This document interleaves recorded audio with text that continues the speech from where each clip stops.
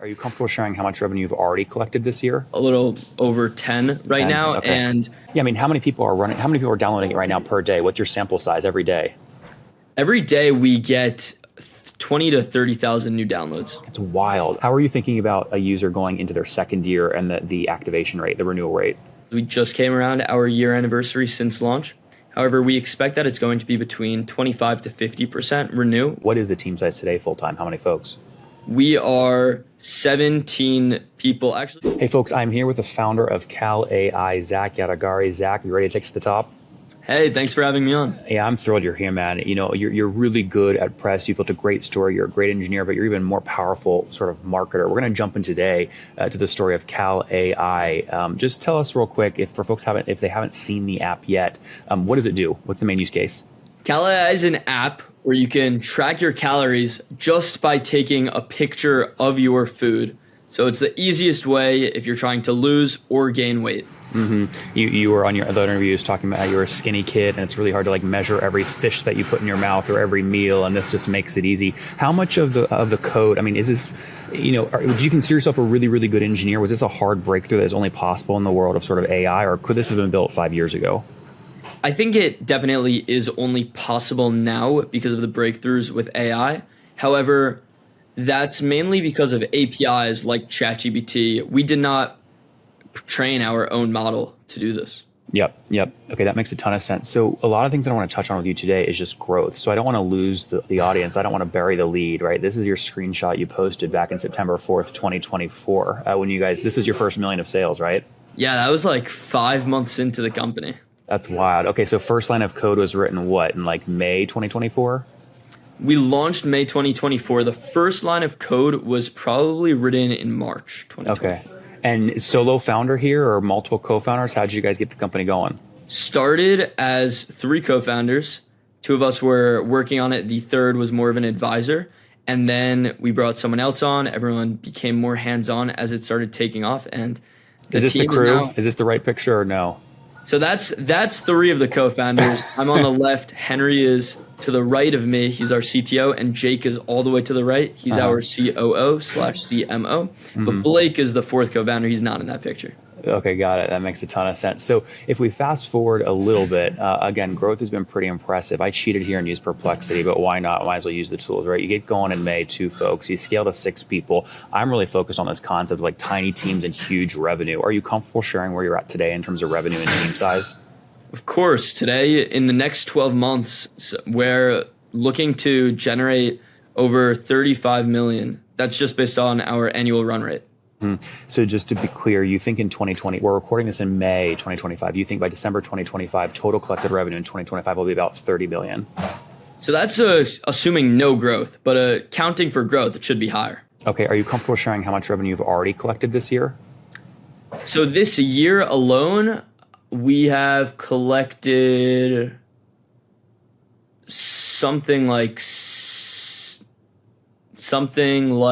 9 million. 9. Okay, great. That's pretty good over the first 5-6 months of the year. So good growth. What I'd love to jump into is a little bit about how you actually architected the application. So I went ahead and, went through as a user, recorded it here. I'd love for you to just like take us through this, right? So someone's searching calorie tracking in the App Store. By the way, I guess we should probably start there. Do you do any sort of like the equivalent of SEO for Google, but sort of meta tags in your app here to show up for these key keywords? So we do. We have actually done some things like our keywords. You could definitely see through our name and the subtitle. We definitely try to fit in as many keywords as we can. What tools are you using to figure out what keywords are the most searched on the App Store so you can then rank for them?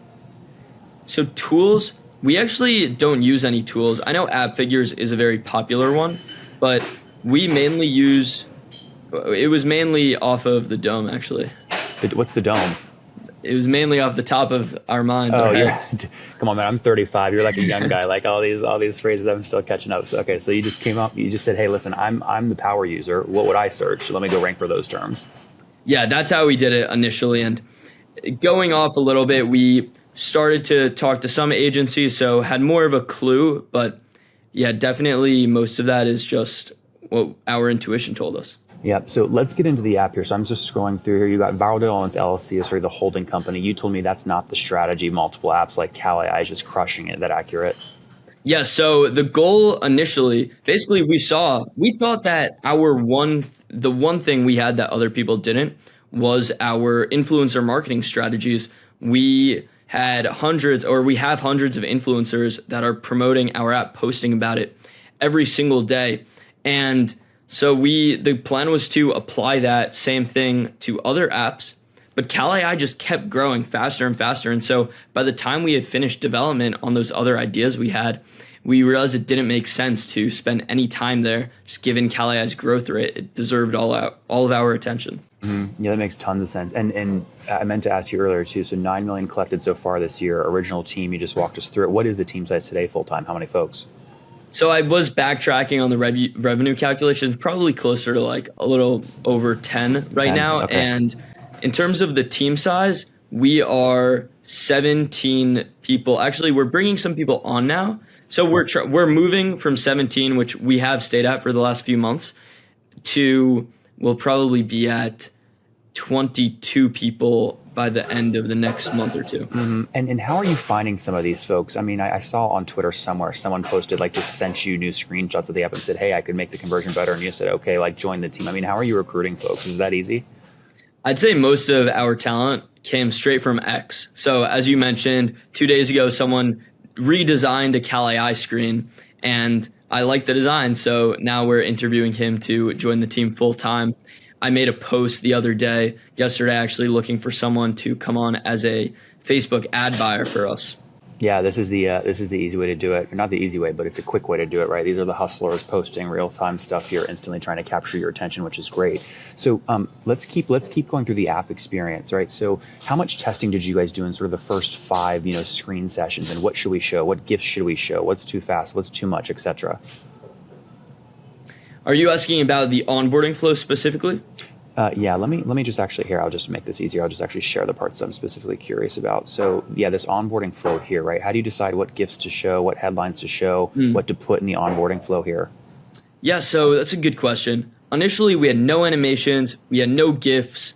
It was very bland. We only asked the questions we needed in order to give the user their calorie daily intake estimate that they would need to gain weight or lose weight. And it was purely utility. But then over time, we started A/B testing different things. We started adding in different questions, which made the user spend more time, but these questions didn't actually have an impact on the end result at all. But we saw an increase in conversion rate. And the hypothesis there, which is pretty confirmed, a lot of other people see this, is just that the user invests more time. So something like following a specific diet, it doesn't impact their app experience at all, but that actually boosted the conversion rate adding these questions.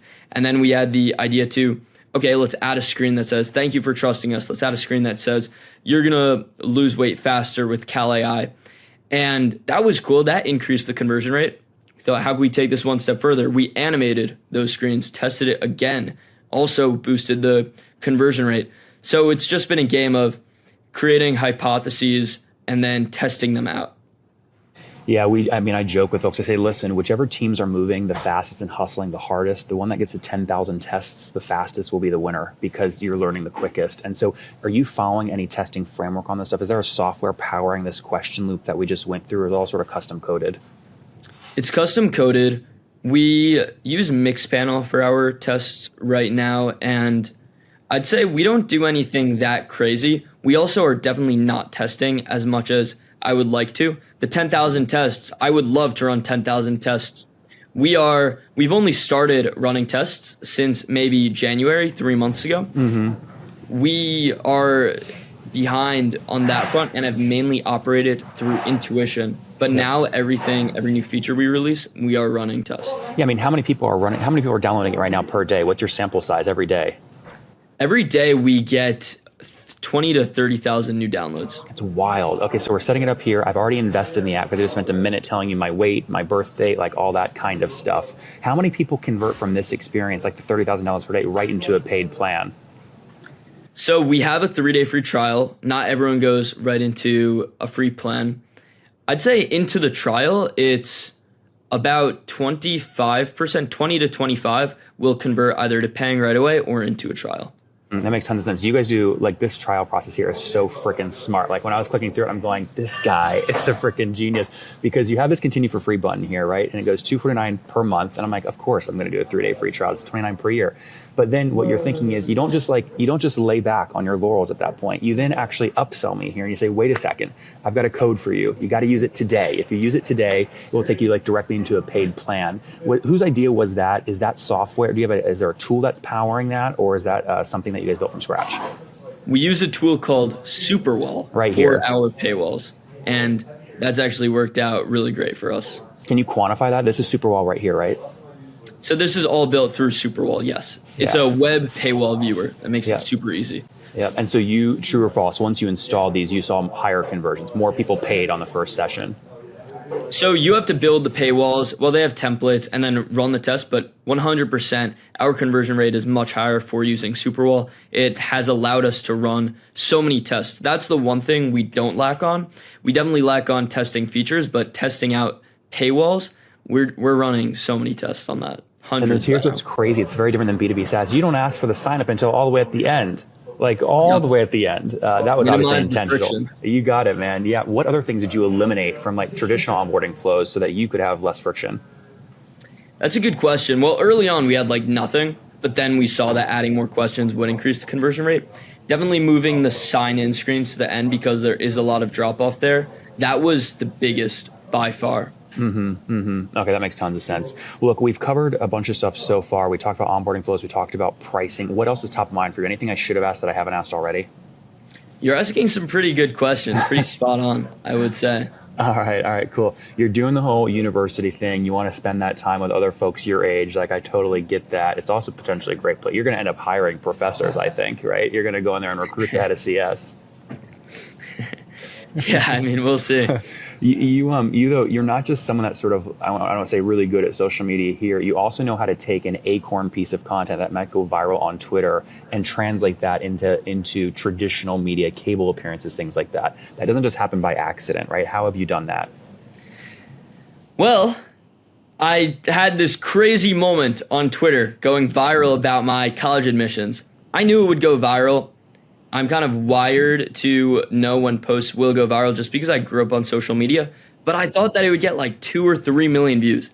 It got 28 million views, and then if you scroll down, the personal statement got 40 million views by itself. And so that garnered so much attention, and we actually had a few stations reaching out. Early on, it was like 1 or 2, but then as I made appearances, more started reaching out. So it's definitely a snowball effect here where once you're seen on one, the other stations probably get some FOMO. They see, okay, this guy actually can present well on camera. We should bring him on our show too. That makes sense. What I appreciate about you is there's a lot of people that are sort of hustling and stuff, and they just say provocative stuff. That's just like, it hurts somebody else when they say it. You're going viral in ways where you're just a genius storyteller. You're not knocking somebody else down while you make the post, right? And so this is just proof that you can get attention. You can build a great media brand around your company, doing it the right way. And so this is great. I'm excited for you. Excited to see what you do here in college. Anything else that I want to make sure? So we touched on the early team here. We touched on downloads. We touched on conversion rates. All the team's remote, I assume, right? Everyone is remote. Maybe we should touch on marketing a little bit. Let's do it. What's top of mind for you on that right now? So our biggest way that we've marketed the app, our biggest channel, is through influencers on both TikTok and Instagram. Okay. We have about 250 influencers right now on retainer that are just posting, integrating us into their content monthly. So this account right now, I wouldn't actually say this. I'd say go to our Instagram and then go to our Reels section. And you'll see our collab posts with other influencers. How many, you mentioned something interesting though. You mentioned, so you find, let's say I'm an influencer with a big audience. You would reach out to me and say, Nathan, I'm going to pay you $1,000 a month fixed, just make 2 posts per month, or walk me through, like, let's negotiate live how you do with other influencers. So we would definitely start by making an offer like that. We would first look at your account is first and foremost. We would look at your metrics, your views, but then not just views, because not all views are valued the same. We'd look at your engagement, and based on all of these small factors, we would come up with what we think is a fair price, the maximum and minimum that we would want to pay you for your for your posts. Interesting. So can you share maybe what's the you don't have to name the influencer if you don't want, but what's the largest influencer? Like what do you pay them per month? And what's the expectation that they deliver, number of posts wise for that? Per month, the largest, it's in the tens of thousands per month. And the expectation is 4 posts. Interesting. And do you give them any guidance on that? You say, listen, just be creative. Figure out a way to mention CalAI. They are the professionals. They know what goes viral for their audience. So our job is to make sure they integrate the product well. But in terms of the video concept, we'll leave that up to them. Interesting. And how many influencers are you paying at least $1 in fixed fees per month? We are paying 250 influencers right now. Wow. Okay. So 250. And so, I mean, is that just one-on-one recruiting or do you use an agency to go find those folks? That's why we've had to build out kind of you say this is a small teams podcast. I feel like we're a big team at this point. Not that big, I suppose, but 17 people, about half of those are just on the marketing side right now working with these influencers. And these influencers, why not only pay them for when they drive you a customer? Why it's like a commission structure? Why pay them a flat fee instead? That would be the dream. But the reality is that there's too much competition out here with the brands, and they want to be guaranteed a payment. And if we're not going to do it, another brand will. Yeah, that's super smart. It's limited resources. It's scarce. Totally. Yeah, interesting. Could you quantify like last month how much total you paid out to influencers? 6 figures, mid 6 figures. Okay, like $400,000 or $500,000, something like that. Mid 6 figures. Yeah. Okay. Is that something you're going to like double, triple down on, assuming you can find enough influencers to pay? So that's what we've been mainly focused on, doubling down on the last 12 months. Okay. And we've continued to grow. Every month we're signing new influencers. Okay, very cool. Hey, Zach, I want to be respectful of your time. You want to talk for maybe 4 or 5 more minutes on other marketing channels, or you want to wrap up? I'd be happy to stay on for a few more minutes. All right. So we just talked about sort of TikTok. Sorry, I'm trying to get into Instagram here on my desktop and I don't remember my password, so I can't get to it. Is there any other way I could showcase, or can you screen share something? I'm actually banned on Instagram at the moment. What? So Why? I can't. I think I'm being targeted by some other account. Wait, tell me more. I mean, why? People are jealous you're growing so quick, or what? Maybe. I think there's probably some aspect of jealousy. There's also a business aspect to this. People, I saw someone made a fraud account of me, and I'm imagining that they're DMing my followers, probably offering some course or something that's generating them revenue, and they're making enough to justify paying to get my account banned. Wild, dude. All is art of war, social media edition, right? Crazy. This is wild. What kinds of things, are there any sort of like ninja things you're doing that I haven't asked about besides the viral stuff, besides the influencers? You've got the referral code system. You mentioned like rapid product iteration in other interviews. Is there anything you want to touch on there that's sort of not common? Rapid product, the main thing that's, I think product is, it's kind of straightforward when you just talk about rapid product iteration. I mean, it's just about moving fast. And I think that's what most brands, most companies don't do well, is moving fast. I think most companies move too slow.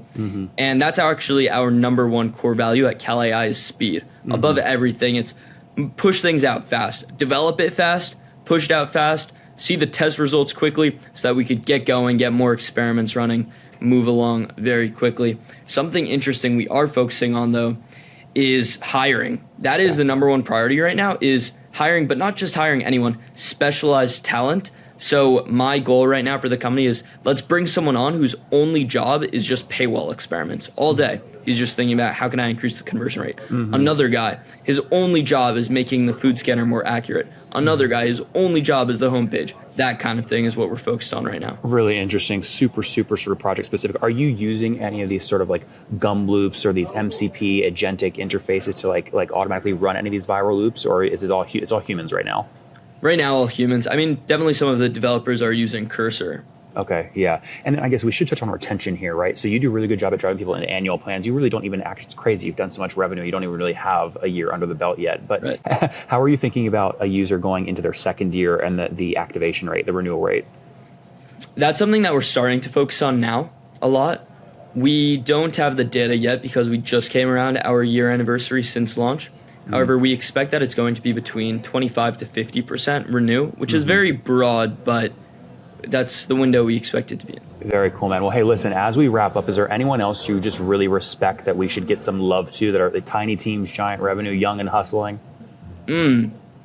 I'll think about that and I'll send you some people. All right, guys, there we have it. Zach at CalAI doing over 30,000 downloads per day, over 10 million of revenue collected so far in 2025, on track for 30 million. He says, you know what? I'm making a lot of money. I'm still going to go to school. I'm still going to go have fun. He's focused on hiring, viral loops, and a lot of pricing paywall updates. Zach, thanks for taking us to the top, man. Thank you, Nathan, for having me.